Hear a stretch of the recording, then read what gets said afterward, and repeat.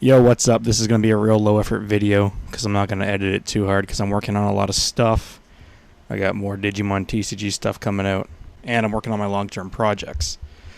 But in the meantime, I saw some shit over Discord, and I was like, what the fuck is this? As I'm sure many of us will be seeing in the upcoming days, about a talk of a certain horror game, which has everyone talking about it due to all of its sensitive topics. I literally looked this game up because I saw a meme that had Saul Goodman in it, and I love Saul Goodman, so I had to save that meme. But I was like, he's talking about eating an innocent person. What the fuck is this all about? And then people in the same Discord start posting more memes. I'm like, okay, what the fuck is this, right?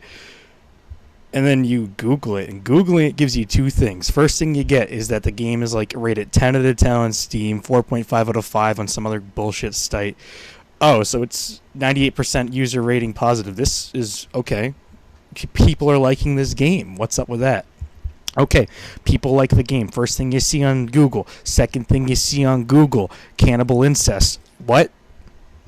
So here you have two concepts. People like this game and cannibal incest, and you're supposed to put those together and understand what you're getting just by Googling it.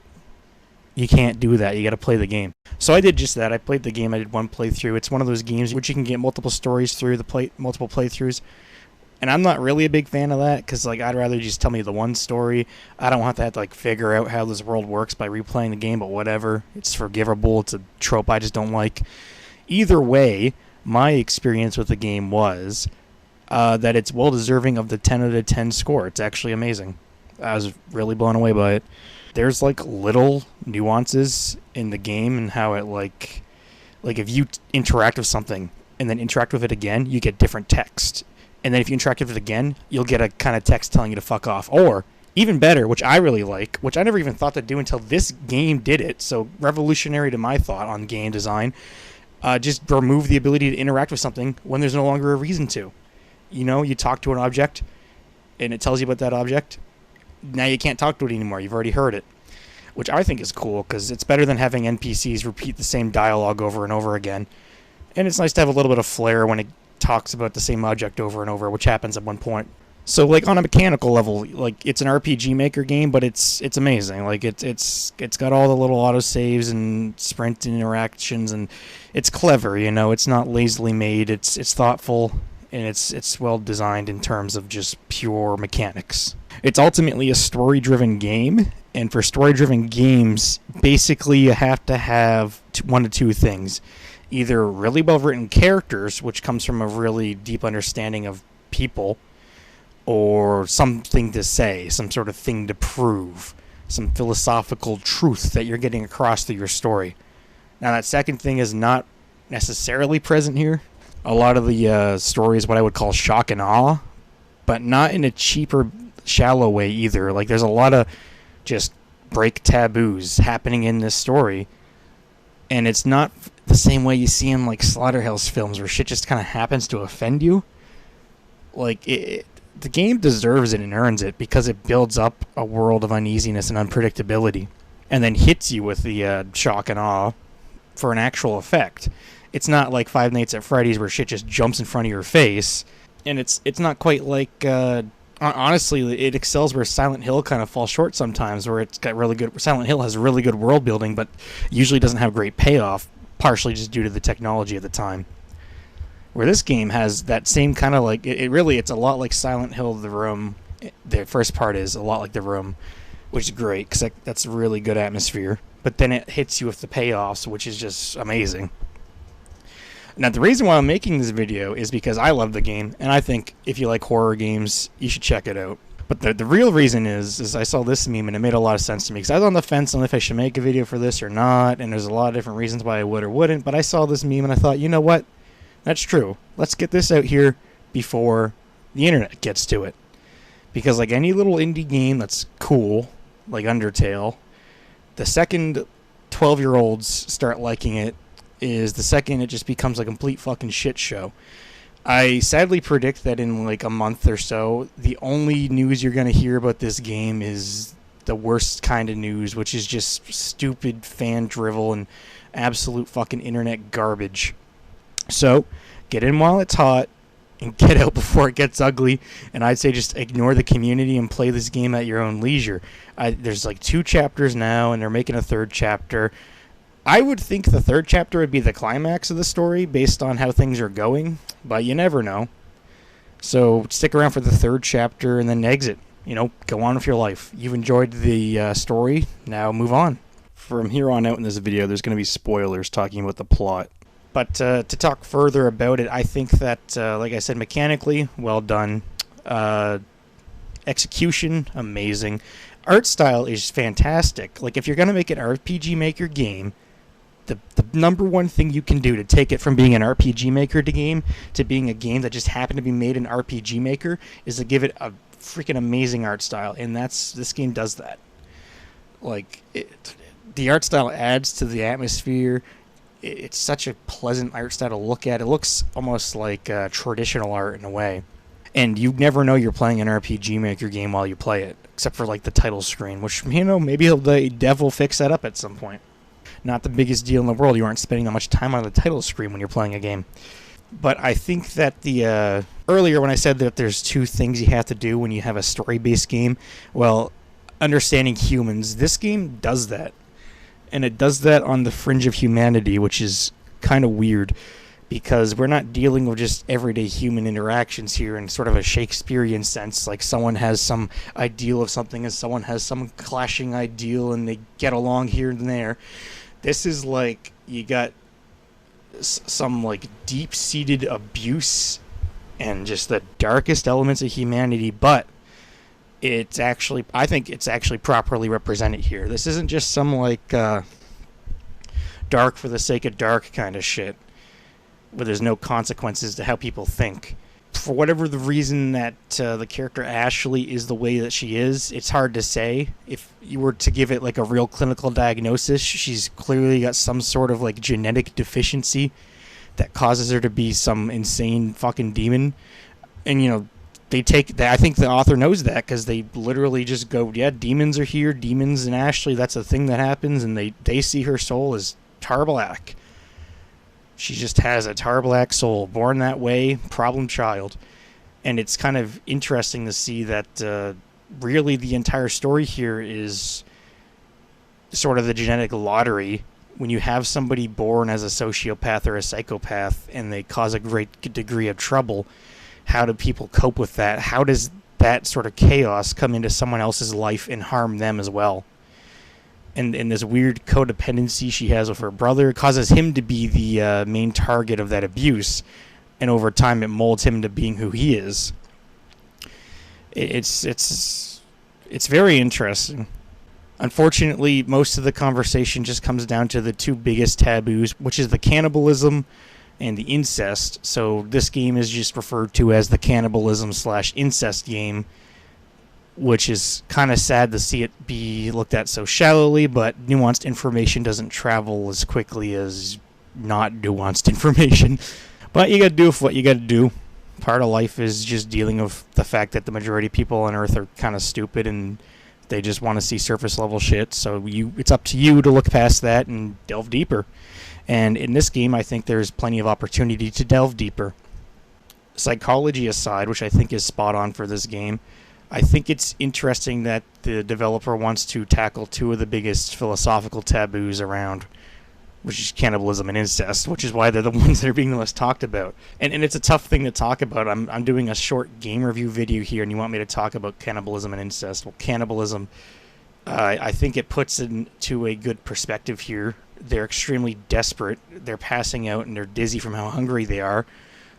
If you look at cannibalism throughout history, like the early colonies into America, or some of the isolated tribes around the world, people eat each other in extremely desperate situations, or even Arctic crewmates during Arctic expeditions. In extreme cases, there's accounts of cannibalism amongst British sailors. So it's like, yeah, when cannibalism happens, it's when you are so desperate you have no other choice.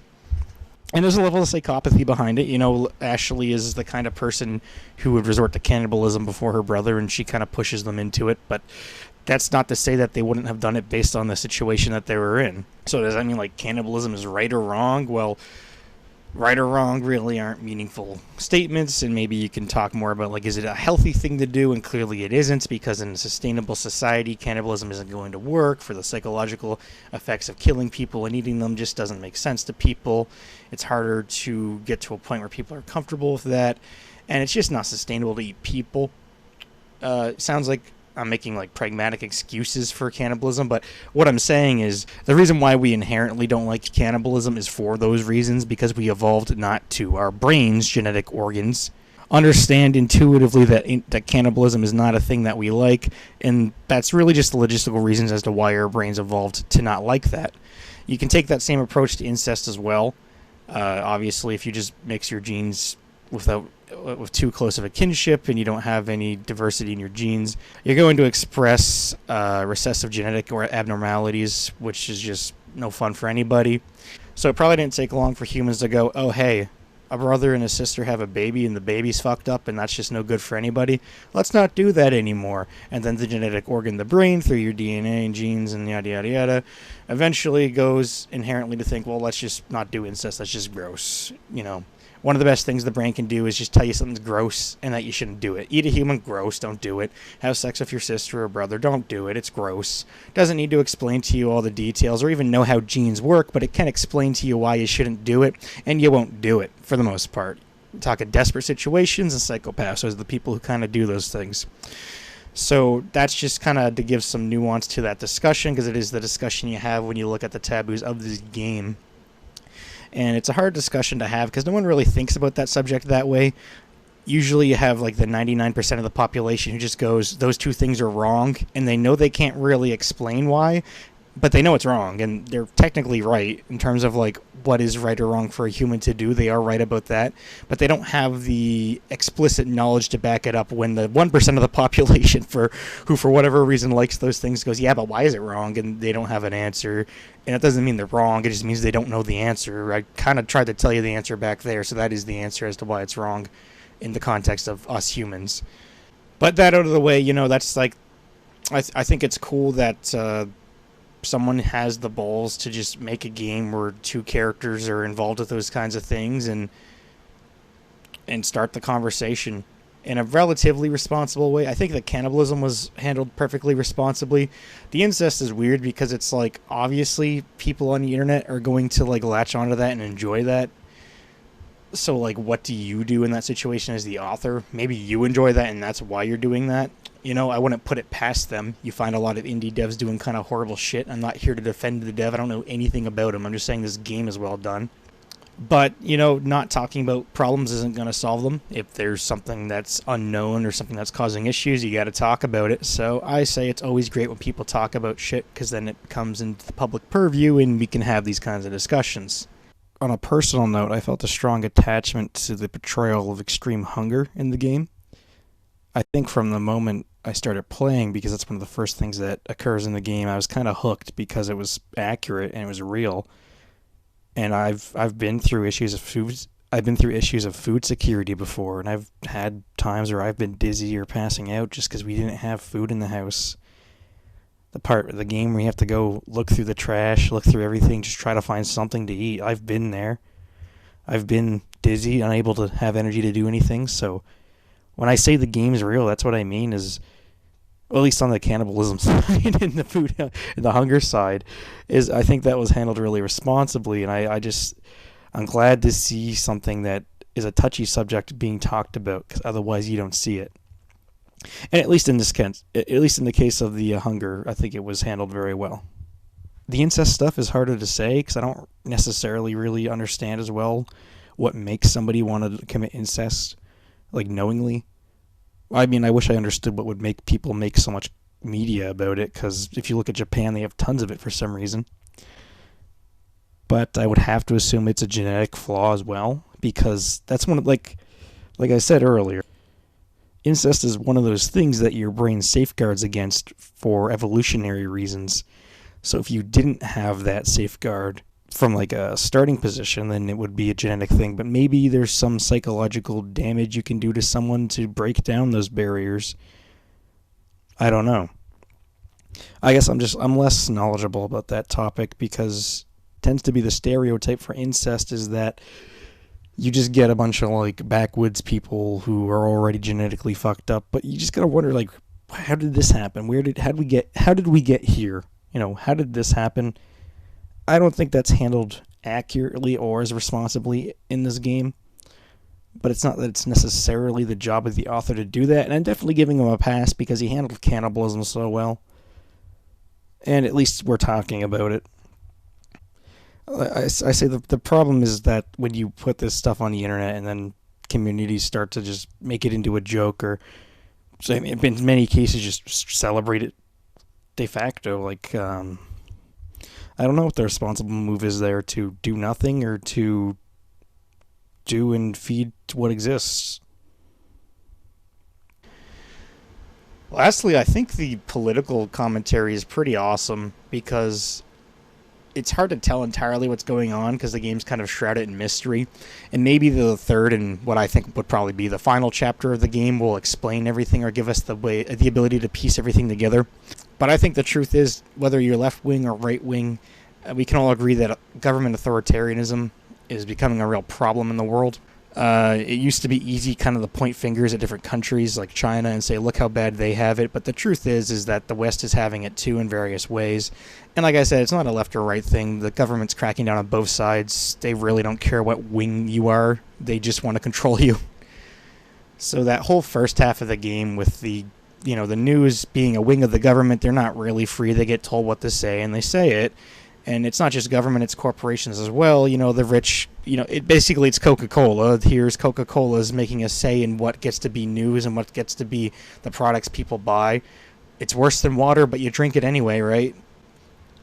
I think it's pretty good commentary, and it's good to not otherize that kind of behavior, because it's not like it's just other countries that can do wrong. I'm not an American, but I know a lot of Americans used to think that way.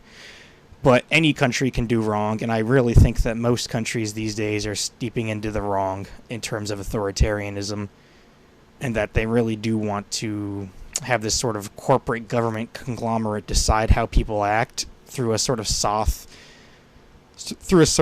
paternalism, through quietly censoring that which they don't want you to see and showing you only what they want you to see. And I know that kind of talk sounds like classic, like, conspiracy, anti-government type, which again was never left-wing or right-wing. Those guys were always on both sides. But I'm not trying to say like aliens or reptoids are hiding shit from you. I'm just trying to say that it's obviously an advantage of the government for the average person not to know what's going on. And I think if you look critically enough, you see that that's exactly what's happening, is that there's a corporate government conglomerate that wants to work together to censor information and promote their own information. I'm not making any personal commentary on the connection between the quarantine in the game and the quarantine in real life, and I don't think the author is necessarily in an explicit sense either. And I'm not meaning to say that that's like the key linchpin of the argument that the government wants to have control over information. But there need be no conspiracy in order to say that the government will take any opportunity to seize power where it can. Anyway, that was a rant about authoritarianism and governments in a video about a video game about cannibalism and incest, as the people on the internet will label it. But I guess the summary is, great game, great artwork, great direction, great storytelling. I really love the symbolism. You know what I like about games is that you get to interact with symbolism. That's why I kind of think they're the highest form of art. I like music too because I get to play music. I can play along with music. But like, you can't play a painting, you can't play a TV show, you can't play a book, but you can play a video game, and that's the coolest thing about them, I think.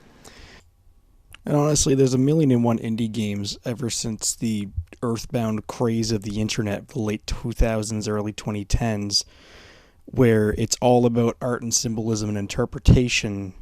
And seriously, it's dime a dozen at this point that you get your like sad shoegazer, dark Undertale, earthbound inspired indie game that has like a story told by accident in the background, and that somehow makes it deeper. But I think this one does it way better because it's not hiding it that far. Like, you get to actually just see the story and play with it, and it's way cleaner, it's way smoother. The interacting with the symbolism is way easier in this than it is in those other games. That's a good thing. Like, having it be cryptic and difficult to read your story is not like a positive thing in and of itself. In very rare cases, you can make it work in like a kind of House of Leaves kind of way, but don't try to be House of Leaves in every instance, because it's really hard to make that work, and chances are you're not going to be able to make it work. I know my audience has a strong tendency towards cyber sleuths since there's a lot of my content, so I can say that a lot of the symbolism is similar to Erica's dream or memory server in that game, and I loved that. That was amazing. Such a great visual sequence. And it would definitely get old if every video game had that exact same thing going on in it, but it's nice to see a video game do that and execute it well and have it be, well, honestly, it relates back to those very real psychological aspects I talked about earlier. So it has weight to it. It's not just a puzzle that you solve to find out that some kids died in the 80s. It's a puzzle that you solve to understand better the psychology of the characters that you're dealing with. So there's weight to it. There's reason for you to care. There's actual consequences to the puzzle, other than just thing jump in front of you or kill you. The game handles suspense so well because you just can't predict what's going to happen, so you're kind of always on edge, and it loves to put you into situations where at any moment you really think like, oh, this game's going to break every other taboo. What's it going to do to me now? Like, what the hell is going to happen in this situation? You can't see it coming. I think there's some deep sort of Jungian symbology in some of the acts in the second chapter, like literally the main character sacrificing his father and becomes somebody else. And I'm not looking too much to get into that because it's too subjective. I don't think it's even necessarily wrong, Jung's philosophy. It's just, in some places, it's too subjective to say too much about it. But what I will say is this game gets an extra bonus point for having the main male character not be a mopey bitch the whole time and grow the fuck up. Because after that sort of funeral pyre sacrificing of his father, he changes, and the game explicitly states that he's not some worrywart little wiener anymore. And I find that so refreshing, because every game and every anime just wants the protagonist to be this complete piece of shit. Like this average wiener guy who has no fucking balls, no fucking mastery in the world around him. I think they're appealing to the lowest common denominator, sadly. You know, lots of their audience actually does relate to being a piece of shit. But I'm glad that through some very twisted and sick means, we are seeing a character actually develop and become stronger. And it's not just that the character like wins or does something good. It's that he learns for himself how to advocate for himself. And where I said earlier that in order to write about characters, you have to know people, well, that's where it gets a little bit hard to write about this, because you have to have a writer who can advocate for himself in order to write a character that can advocate for himself. And it's just refreshing, and I'm glad to see it happen, especially where the character started off kind of the opposite. He was thankfully aloof at points and not just always acting to the whims of everybody around him, which was nice, since he wasn't a one-dimensional stereotype. And, you know, he's not just some, like, all of a sudden I'm the anime protagonist and I fight the villain and that's my arc. He has his own motivations and his own beliefs, and he learns to stick up for them in various ways. Then they're not moral. They're not moral beliefs. I don't justify what he does or support him, but it's like, it's good writing. It's hard writing to make because it's rare writing, because you need an author who can do that for himself. And it's refreshing, and it's nice to see. And honestly, I think it's fitting too, because like I said, the character kind of transcends his past in a way and starts forging his own destiny. In order to do that, you need to be somebody who can advocate for yourself. Probably a take you're not going to hear anywhere else about this game, but it is true, I believe. So, this will forever be, I think, one of those things that's just a gem hidden under a pile of shit.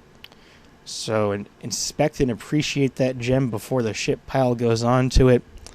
And going forward, ignore the shit when you want to look at that gem.